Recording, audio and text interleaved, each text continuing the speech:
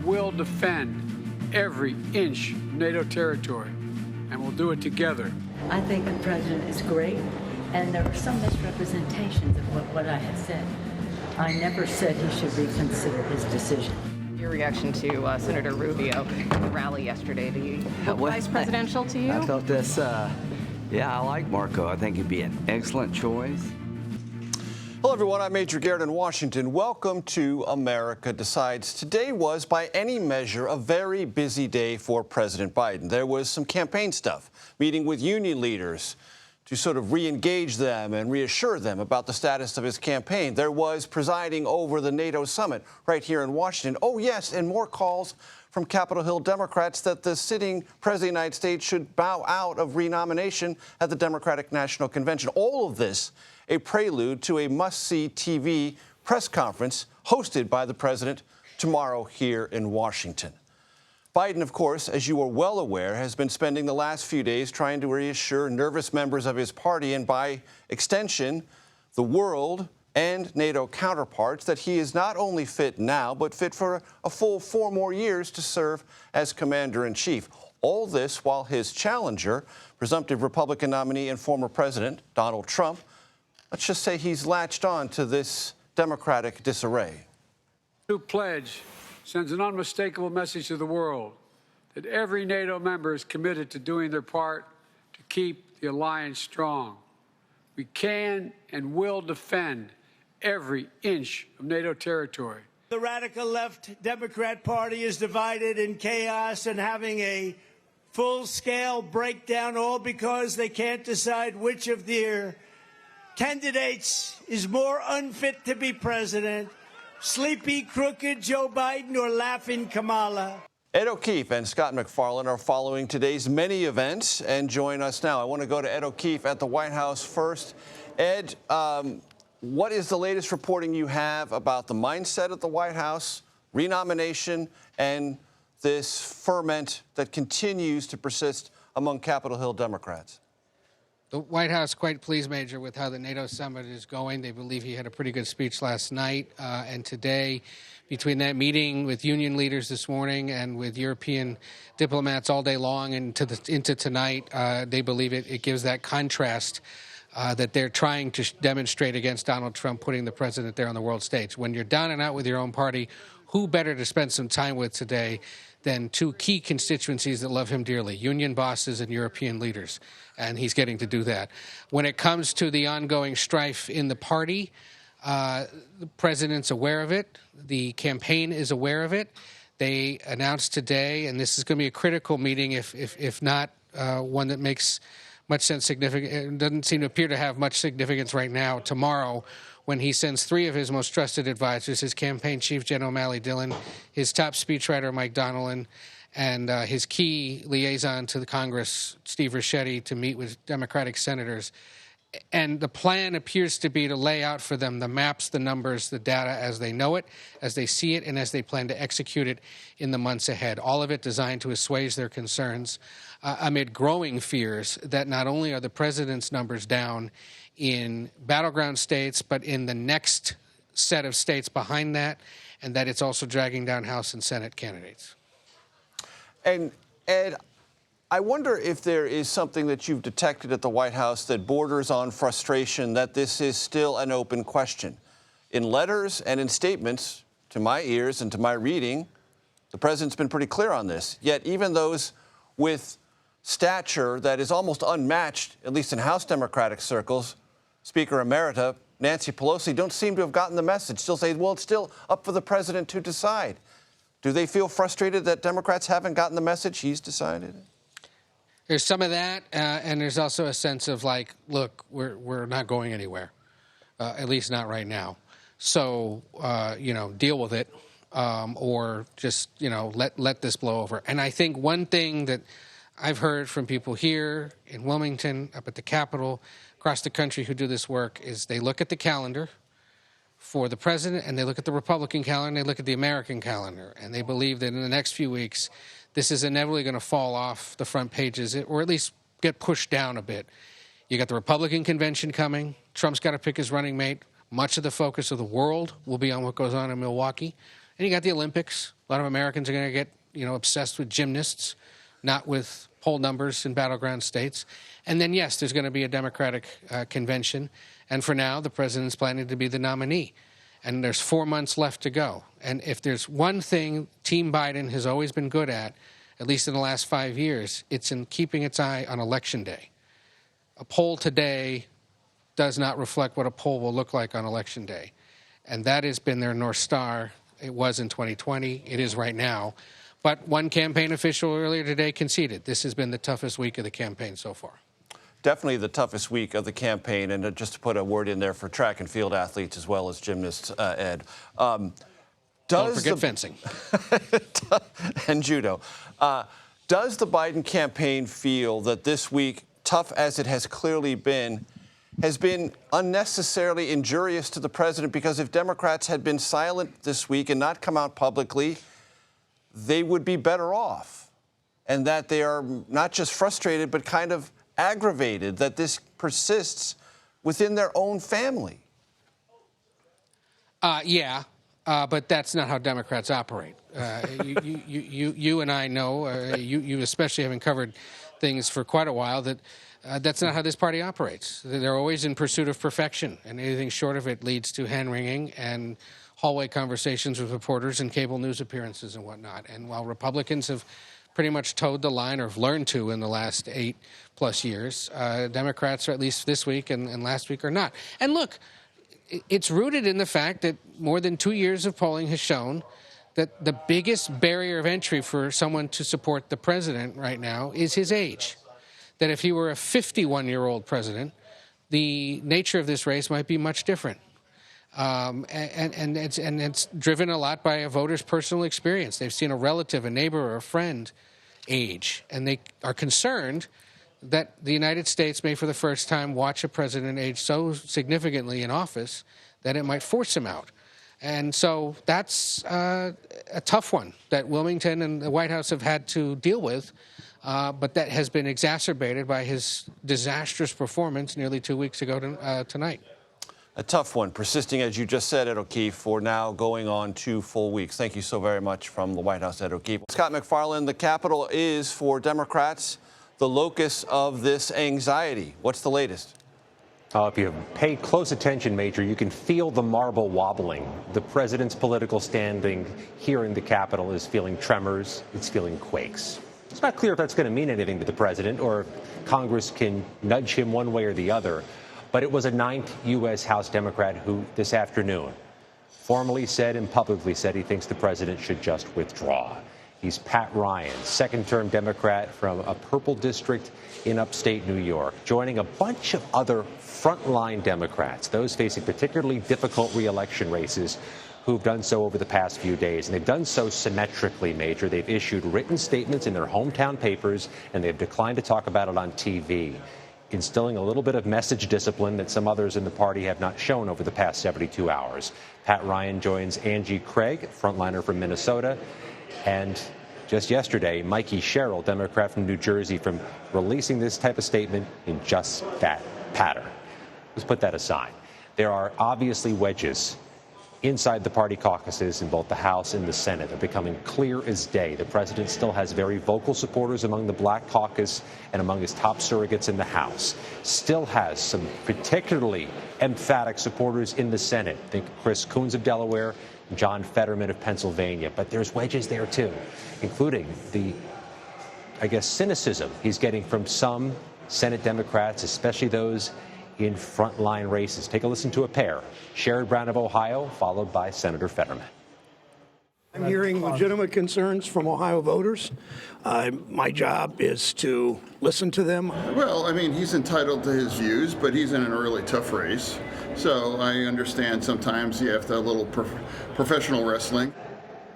So yes, Major, we're in unprecedented times on an unprecedented story. It's just not clear how sustainable it is for the party to try to operate with two things: that type of a divide and this much of a focus on things not involving Congress. Members of Congress are walking around here, Major, answering questions about President Biden and seemingly President Biden alone. Scott, I want to play for you comments from Colorado Democratic Senator Michael Bennet on CNN about this race and where he thinks it's headed. Let's take a quick listen. Donald Trump is on track, I think, to win this election and maybe win it by a landslide and take with him the Senate and the House. Does Senator Bennett speak for Senate Democrats you've bumped into, Scott? He didn't say he was an ambassador for others, nor have others said they want to align themselves with Senator Bennett's comments. But what's been clear from our reporting over the past 48 hours here at the U.S. Senate is that the largest part of the Senate Democratic caucus is the part that is, quote, undeclared, or not making a declarative statement either way. So the Senate, more so than the House, seems to have preserved this ability to get in line, at least a large number of them in line, and try to speak with one voice, try to nudge this debate one way or the other. At this moment, even the Senate Democratic leadership includes people who have not specifically said, turn the page, it's President Biden, let's go to November. There really is a lot of variable in the Senate Democratic caucus. Let's go back to the House. If there is a lodestar voice or figure within House Democratic circles, it is Speaker Emerita Nancy Pelosi. I want to play two parts of interactions that Speaker Emerita Pelosi had today on this topic. Let's run them. It's up to the president to decide if he is going to run. We're all encouraging him to make that decision because time is running short. I think the president is great, and there are some misrepresentations of what I have said. I never said he should reconsider his decision. The decision is the president's. Scott, how is that being sifted? The Pelosi comments, one then the other. I think it was the most resonant thing heard on Capitol Hill today, just using that phrase as she did this morning. It's up to the president to choose if he's going to run or to decide if he's going to run. The president was unequivocal in his letter to Congress Monday. He's running. Let's move on. So her raising that question rhetorically has meaning. It may have impact. We'll see if other members feel liberated to share their opinions based on that. Scott MacFarlane on Capitol Hill, as always, thank you. New ratings from the Cook Political Report give former President Trump a bigger lead over President Biden in several key battleground states. What states have now moved into the Republican column? Coming up. You're streaming America Decides. Welcome back to America Decides. We could fairly describe this as bad news for the Biden campaign, and they've had their fair share this week. The Cook Political Report, it's a nonpartisan election forecaster, is now shifting 6 battleground states in the direction of former President Trump. They are Arizona and Georgia. Nevada, they go from toss-up to lean Republican. Minnesota, Nebraska's 2nd congressional district, and New Hampshire shift from likely Democrat to lean Democrat. I want to bring in Cook Political Report Senate and Governor's editor Jessica Taylor to break it all down for us. Jessica, how did you arrive at these shifts? How consequential do they appear to be? We've seen this shift toward Trump in these states that Biden won last cycle for some time now. But when we also look at where Biden has dropped in national polling since the debate, even a 2-point shift in the national landscape will translate to even a minor shift in these states. And so, it's consistent with where we are seeing Trump doing better and Biden struggling with particularly Latino voters and particularly Latino men in Arizona and Nevada, and with black men in a state like Georgia. And so we really could not say that these are really true toss-ups at this point, that this is a place where, when we were talking with our sources and when, our editor-in-chief, Amy Walter, in her analysis said that, just even a small shift in the drop that we've seen in the debate and where undecideds are, that this necessitated really a shift. And so what this tells us is that it seemed like this for some time, but really the only plausible path to 270 for Joe Biden at this point looks like keeping that blue wall intact with Michigan, Pennsylvania, and Wisconsin. And based on the sourcing, based on the data, is this shift reflective entirely of the debate, or was some of this moving before the debate? I think there was a little bit more of a stasis before the debate. And so if there's anything that the Biden campaign could take some solace in, is that some of these voters are not, as we call them, the double haters that that dislike both candidates. They're not necessarily moving toward Trump, but they're moving away from Biden. So the question is, do they win them back? Do those people skip the presidential vote? Do they only vote down ballot? There's also a concern for the Senate and House. What do they do? Do these voters just simply stay home? Do they vote third party? We also unveiled our CPR polling average this week and also saw, the biggest shift that we've seen in the race, even though it's a very small one, that shows Trump now at 47 in our average of really polls that we trust to 44% for Biden. And that is the biggest shift we have seen in the race. So I think this debate was really a seminal moment and clearly what comes after it. Especially with the RNC next week, we typically see that nominees would get a bump in that. Right. 3 to 4 points is the historical average. 3 to 4 points would be really important with this backdrop of a shift in these states. And you mentioned something that I want to spend just a second to talk about, because I think voters and viewers sometimes get different information about this. They will hear, well, don't pay attention to national numbers because we elect presidents based on state-by-state outcomes. But to your point from just a moment ago, shifts in national numbers also can be found to be reflective in battleground states. Yes. And where we have seen, because of the Electoral College advantage that Republicans have built in some of these states, you have to have Democrats win by a significant point. I mean, where we saw Biden winning the popular vote, and even Clinton winning the popular vote wasn't enough in 2016. Biden won it by a larger margin by about 4 points. But if we're looking at Trump winning the popular vote is now very much on the table, which I think that we would not have thought even, a few months ago, perhaps. And a win for former President Trump in the popular vote could quite conceivably translate to a could be an very electoral large rout. Yes. Electoral rout or landslide. We could be talking about easily 300 plus electoral votes. Maybe 350 or something. Maybe. When you have states like Minnesota and New Hampshire that are on there, there's increasing worry. We didn't shift it this time, but we recently shifted, Virginia into a more competitive category that was a 10-point state. I'm hearing even concern in a place like New Mexico. So it's these states, if we're talking about those states, then we're not talking, about there's just such a There's no narrowing blue path. wall ever that can prevent that. Right. Exactly. Jessica Taylor, thank you so very much for your expertise and your time. Thank you. Former President Trump kind of teased a potential running mate during his Florida rally last night. What he had to say as speculation, well, let's just say increases about who he will ask to join the Republican ticket. That's next. You're streaming America Decides. Look at all of them back there. Oh, that's a lot, Marco. That's a lot, Marco. I think they probably think I'm going to be announcing that Marco is going to be vice president. Because that's a lot of press. That's a lot of press.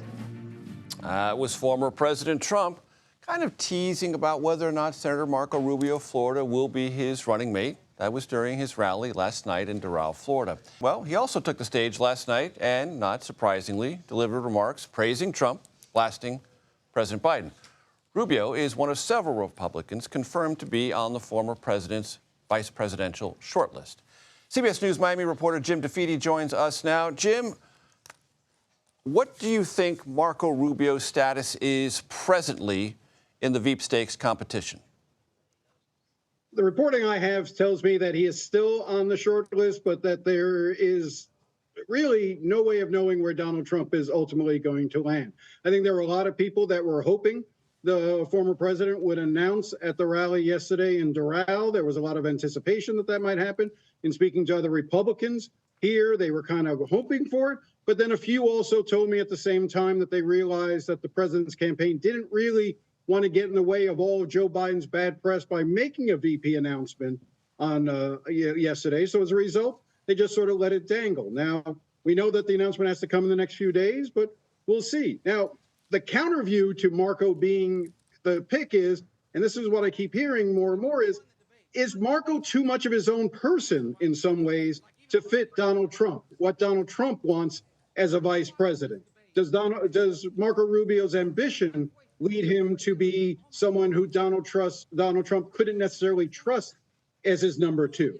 that's one of the things that you hear. But of course, you hear it sometimes from folks from other camps who want to spell that out and sort of put that out there. But that's certainly something of interest. Jim, you are as read in as any reporter in Florida on the history of Florida political figures, those who have worked around them and with them and watched them rise. There's an interesting Venn diagram that overlays between the Trump campaign and Marco Rubio, specifically with Susie Wiles and Tony Fabrizio, correct? Absolutely. You know, you've got particularly Susie Wiles is a big Marco Rubio fan, big Marco Rubio supporter, was involved with Marco from her early days here in Florida. And that is certainly, if Marco Rubio ends up getting picked, Susie Wiles is likely one of the strong reasons for. Now, of course, you know, I know that there is the question of, can you have Donald Trump and Marco Rubio both from the state of Florida? And is, I think, our general understanding of the way the Constitution works on that is it wouldn't prevent him from picking Marco Rubio. But if Marco Rubio maintains his residency here in Florida, he would have to, well, Donald Trump would lose access to the 30 electoral votes. Florida's electors wouldn't be able to vote for both men.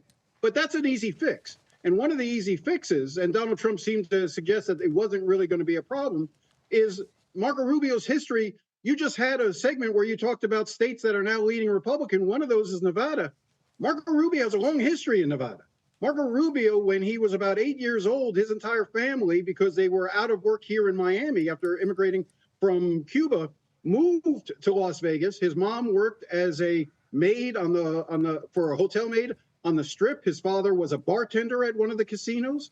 You know, Marco Rubio was actually baptized a Mormon, little known fact, during his time in Nevada. Now, of course, when they came back to South Florida, he went back to the Roman Catholic Church. But for a time, Marco Rubio was a Mormon.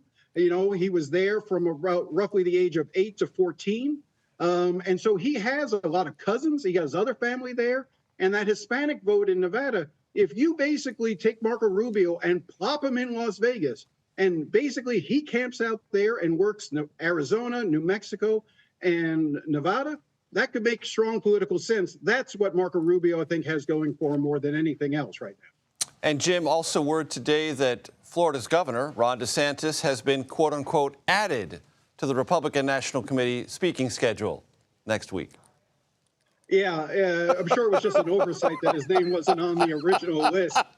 But that's another interesting dynamic with the Rubio part of it.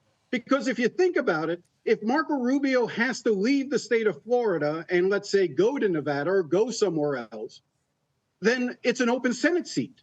And who does Donald Trump hand the ability to give a Senate seat to? He hands it to Ron DeSantis. Does he want to give Ron DeSantis the power to pick the next senator from Florida as well? There is so much triangulation here. It's fascinating, but you know, obviously in a few days, by Monday, we'll know for sure who he's picking for VP. But no, we're all going to be paying attention to Ron DeSantis' speech at the convention.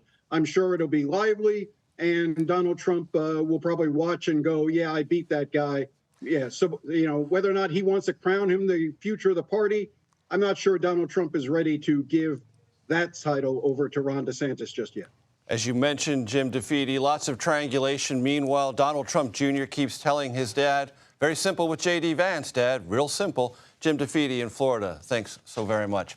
Our America Decides team will have special coverage of the Republican National Convention next Monday through Thursday, starting at 5 p.m. Eastern. Stay with us all night and all week long. As NATO meetings continue right here in Washington, world leaders are, well, quite obviously paying close attention to the presidential race and the political prospects of President Biden. Also, who's more aligned with that alliance? Our political panel will weigh in on that and the day's top political news. That's right here next on America Decides. When the United States was attacked on September 11th, our NATO allies, all of you, stood with us. A breathtaking display of friendship that the American people will never, ever, ever forget. I just want them to pay their bills. We're protecting Europe. They take advantage of us very badly. President Biden and former President Trump, well, they really could not disagree more about NATO's importance to the United States and how to keep the alliance going. This is leaders from that alliance are here in Washington to celebrate 75 years of cooperation. I want to bring in our political panel, Sabrina Siddiqui and Sam Vinograd. Sabrina is national politics reporter for the Wall Street Journal. Sam is, of course, a CBS News national security contributor. Sam, I want to talk to you first. Antony Blinken, the Secretary of State, said today that there is a clear path for Ukraine to join NATO. Also, an announcement from the United States, Denmark, and the Netherlands to send F-16s to Ukraine. Break down the importance of both of those. Sure. So there is both a short-term and longer-term agenda for Ukraine as part of this NATO summit. In the short term, it was critical that allies showed, and they delivered on this major, immediate support for Ukraine in their war against Russia. There were announcements of additional air defense batteries and components from the United States and 4 other allies, which will be delivered to Ukraine in the coming months, as well as these F-16s, which have been held up. So direct military support was announced en route to Ukraine. Over the longer term, there were also really important announcements about Ukraine's, quote, irreversible path to membership in NATO. That's being operationalized as well. The allies announced that there will be a NATO security training assistance mission set up that will help coordinate NATO support for really bringing Ukraine into the fold. So we see both the short-term deliverables and the longer-term deliverables. The problem is major. The elephant in the room is that there's a rush to do all of this because come November, if Mr. Trump does win the election, all bets are off. And Ukraine as a part of NATO, as an irreversible path to NATO, is no longer an absolute certainty. So time is not on Ukraine's side in this respect. Pick up on that, Sabrina, this idea that new commitments, fresh commitments, and a kind of hurried pace with the prospect of possibly losing the presidency and all of this falling apart, or being slowed significantly down, if not reversed. That's a big concern among NATO allies who are watching this election very closely. And I think especially as concerns have mounted over President Biden and his viability at the top of the ticket, there's, a real sense of panic among some NATO member countries that you could see a return to a Trump presidency, where we are well aware of former President Trump's skepticism toward NATO more broadly. And of course, his lack of support for Ukraine in its war with Russia. Now, former President Trump hasn't actually offered many details on how he would handle the war differently, but he has opposed sending additional funding to Ukraine, which has, of course, been a key priority of the Biden administration's. And, he said he'd bring the war to an end. But what does that mean? And, there's a lot of concern that he would try and broker some kind of peace deal that would be favorable toward Russian President Vladimir Putin. So I don't think it's by accident that President Biden was really focusing on reaffirming U.S. support for Ukraine in both the short and the long term, as well as making a point to note that NATO member countries are meeting their defense contributions, contrary to what former President Trump has often said, in a bid to really draw contrast with his opponent. And Sam, isn't it true that when former President Trump says, I'll have this Ukraine-Russia war settled, most European leaders interpret that to mean you're cutting off U.S. aid and giving Ukraine no viable choice other than to capitulate and to surrender at some form or another? I think the whole world assumes that when Mr. Trump says he'll end the war quickly, that's by placating Vladimir Putin. That has historically been his track record with Russia. And he's done nothing to publicly disabuse people of making that assumption, which he could. He hasn't. And ironically, NATO member Hungary, Viktor Orban, and Mr. Trump do have that in common, a very cozy relationship with Vladimir Putin. But what I do think the Biden administration has failed to do and is quite focused on doing is trying to explain NATO's relevance to everyday Americans. Mr. Trump has capitalized on this notion that NATO is for them. It doesn't directly impact the United States. Why are we paying their bills? When, in fact, NATO, and when I was in government, I worked closely with NATO partners on key issues in the counterterrorism space and otherwise. NATO directly impacts U.S. homeland and national security. Sabrina, I want to talk about this week in terms of not only juggling the NATO summit and the many serious issues there, but this tortured political conversation that persists about the president's viability. And it's not a Republican conversation at all. Republicans aren't even touching it, wisely watching the fracas play out entirely within the Democratic Party. How has that affected the president, and how does it inform the future of Kamala Harris, the vice president? Well, the fact that we're still talking about this, Major, when tomorrow marks 2 weeks since the debate, is exactly why this has been extremely challenging for President Biden and his reelection campaign. They had hoped to put this issue to rest. You know, I think there are Democrats who felt like the president should have been out, you know, in public more and more forceful in the initial days after the debate in defending his candidacy, his performance. They felt like he was late to reach out to leaders and other Democrats on Capitol Hill who are still openly weighing whether or not he should stay at the top of the ticket, even though President Biden has been very clear that he has no plans to go anywhere. How does it inform Vice President Kamala Harris? Look, she's been one of his most loyal defenders in both public and private since the debate. And I think that, you know, what she has really, you know, said to people behind the scenes, in addition to what she said in public, is that she believes that Biden is best positioned to defeat Trump and that they should try and refocus on the threat that Trump poses to democracy rather than prolonging this conversation that only weakens the Democratic Party because it gives ammunition to Republicans to portray Biden as a weak candidate. But, you know, there are a lot of Democrats who are kind of rallying behind her as the most viable alternative. They think she's a known entity. She could easily inherit his campaign cash, which another candidate wouldn't be able to do because she's already on the ticket.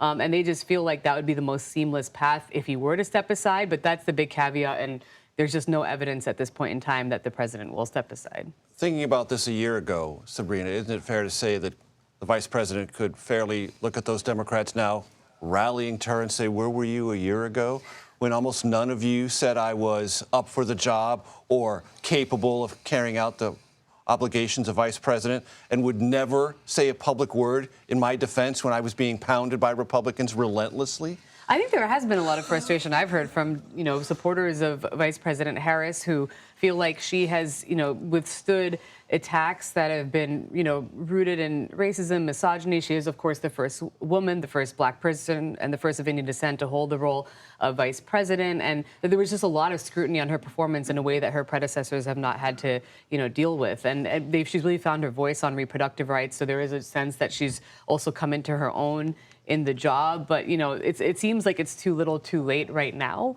But there's still some Democrats who are calling for some kind of blitz primary. So, you know, right now, I think all bets are off. We really don't know where things are headed. And I think President Biden is just hoping that come next week, the party moves on and unites behind his candidacy. And this is no longer an open-ended discussion. Never more have the words "stay tuned" been more true than they are now. Sabrina, Sam, thanks so very much. If you can be convinced that you cannot defeat Donald Trump, will you stand down? It depends if the Lord Almighty comes out and tells me that, I might do that. Here's a question. Apart from that aforementioned divine intervention, is there any sign President Biden will part ways with his reelection campaign? We will ask that question next, right here on America Decides. As you heard before we went to break, President Biden has said only, quote, the Lord Almighty could compel him to drop out of the presidential race. Well, no word yet from God, but we are hearing from another man who is, now it says worship, that's a little strong, admired by millions. Oscar-winning actor and producer George Clooney wrote an op-ed that was published in today's New York Times saying that he loves Joe Biden, but that the Democrats need a new nominee. Susan Glasser is here to further discuss all of this. She's a staff writer for The New Yorker. Susan, always great to see you. Thank you so much for being with us. I want to start not with the politics. We'll get to that, I promise. But I want to get your assessment of the announcements made at the NATO summit, specifically F-16s, and this path for Ukraine to join NATO. Do you believe that will in any way change the calculus of Vladimir Putin and Russia, or inspire the Ukrainians to achieve more on the battlefield than they've been able to so far? Well, first of all, as far as the F-16s go, that's important news. It is, in the eyes of many supporters of Ukraine in and out of the country, long overdue news, and an example perhaps where the U.S. and its allies were overly cautious earlier on in the war, worried about poking the Russian bear and therefore not really delivering to Ukraine some of the kinds of capabilities that might have helped make a difference in the fight. But I think they're very welcome right now. As you know, Russia was on the offensive earlier this spring and summer. It appears that they have not made major breakthroughs against Ukraine. But, you know, again, just holding the line on a several hundred-mile front is extremely difficult. And I think those air capabilities in particular are something that the Ukraine military has identified for a long time. So I think that's a very big deal as far as on the ground. But the truth is, as President Zelensky expressed in his press conference yesterday here in Washington at the beginning of the NATO summit, Vladimir Putin, all eyes are on November and what happens in the American election. And I think that, what happens at this NATO summit is important, but it's of secondary importance relative to the importance of the U.S. presidential election and whether it's Joe Biden or Donald Trump, because that's going to determine Ukraine's fate as much as anything. You brought us right to the doorstep of politics, Susan. From your vantage point and based on what you were reporting and writing, how probable do you believe it will be that President Biden will, come August in Chicago, be the Democratic nominee? Look, if you believe anybody can tell you the answer to that question with certainty right now, they've also probably got a bridge in Brooklyn that they want to sell you. As I'm sure you have had this experience too, Major, like I have talked with experienced, smart political professionals who believe with 100% certainty that Joe Biden is gone, that he is out of there, that by this time next week, he will not be the presumptive nominee for the Democrats. I have talked with equally experienced political professionals whom I respect, who say the exact opposite is the case. I think we're really in unscripted territory here. What is striking today, Wednesday evening, as we're having this conversation, is that the kind of rebellion against Biden from within the ranks of Democrats is not over yet. I think we can say that pretty clearly with the statement by former House Speaker Nancy Pelosi earlier today. So who knows? And I'm really glad you described those conversations, Susan. They mirror the conversations I have. And what also strikes me is that they whipsaw, meaning people who are certain about one thing 48 hours ago are certain about the other thing in 48 hours later. And the ones that were certain about the other thing have moved, they've shifted around. That is to say, there is no fixed orientation to the future of a sitting president being the renominated nominee of a party. The fixed orientation here, I think, is President Biden, who has dug in his heels, who has made it clear that he is going to keep fighting and that he is not entertaining this. Now, what veterans will tell you is, he's dug in his heels until he hasn't, right? That in fact, you've got to keep fighting until the very moment at which you are out of there. So it's not necessarily indicative of future events as much as it is of his present course. But everything we know about Joe Biden's personality and him as a politician suggests that his inclination is to tough it out, to power through, to complain that somehow he's just being counted out again. I find it very revealing, these statements emanating from Biden world in the last few days and over the last couple of weeks. Well, when you're knocked down, you have to get back up. That's Joe Biden's mantra in life. The situation here, right, is that Joe Biden knocked himself down. And I will say that he's had losing presidential campaigns before, and he did know when to get out in all of those instances. But of course, he was never the sitting occupant of the Oval Office then. Very quickly, Susan, George Clooney's op-ed, some people have described it to me as kind of an earthquake in the donor class of the Democratic Party. Do you view it that way? Look, it's significant. Clooney was a host of a fundraiser just a few weeks ago. I thought it was very revealing that he chose to include in that op-ed the information that Biden was incredibly out of it, akin to how out of it he was at the debate at that fundraiser. You're going to hear and are already hearing a lot of questions. Well, how come nobody said anything? And I think that is a legitimate question. Former President Barack Obama, for example, was at that fundraiser. When are we going to hear from him? We're certainly hearing from some of his former advisors of Obama who are pretty strongly urging Biden to get out of the race. But it's not over. It's not over yet. Susan Glasser, as always, thank you very much for your time and your expertise. Former President Trump takes aim at the Biden ticket as Democratic discord continues over who should lead the party. More on the Trump campaign. That's coming up next, right here on America Decides.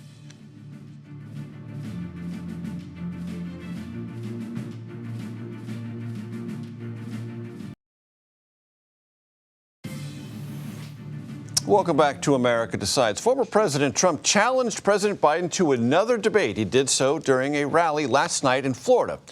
And with some in the president's own party calling him to step aside, Trump also took particular aim at Vice President Kamala Harris.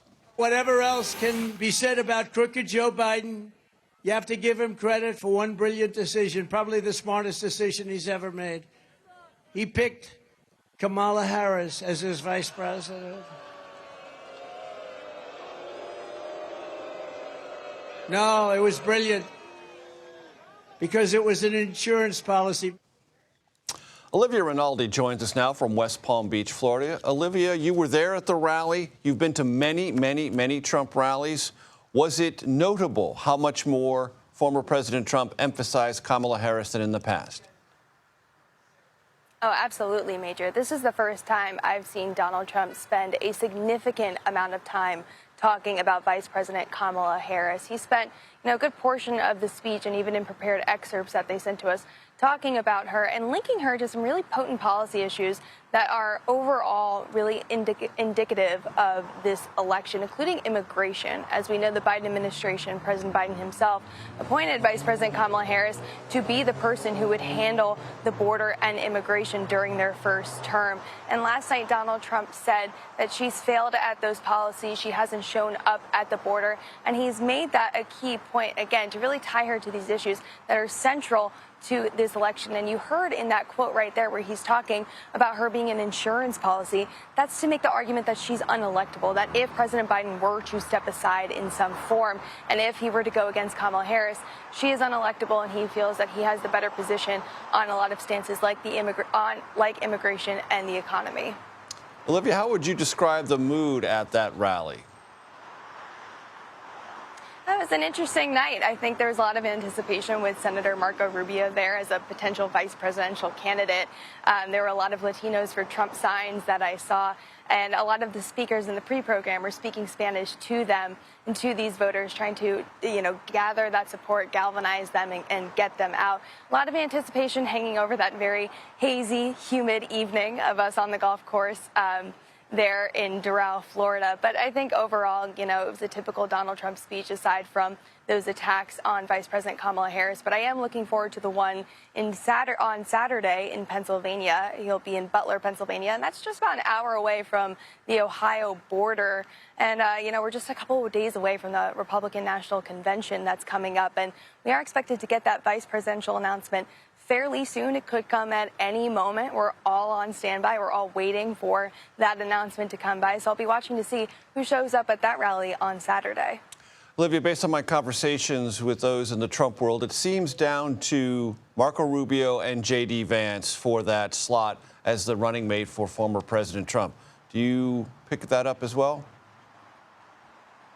I am. That's similar to what I'm hearing. Senator Rubio there last night in Doral, that's kind of his backyard. He's from Miami. He was just 15 minutes away. So it's kind of an opportunity to prove his strength there in Florida, even though it's no longer a battleground state. It's trending towards, a very firm red state. It was interesting to see him there, see his political prowess, and see how he was able to connect with the crowd and see how that works. The MAGA crowd, as you know, Major, from all the rallies you've been to, they're very loyal to Donald Trump. So picking a new vice president, this is key to them. This matters a lot to them. That's part of the energy we felt there last night. And I also, about Senator J.D. Vance, someone I'm hearing, he's very close with Donald Trump Jr. And that's something that I think is part of the consideration there of the people who have Donald Trump's ear. Olivia Raldi in West Palm Beach, Florida. Thank you so very much. That does it for today. We will be back with another edition of America Decides tomorrow at 5 p.m. Eastern. The Daily Report with John Dickerson, that starts right now.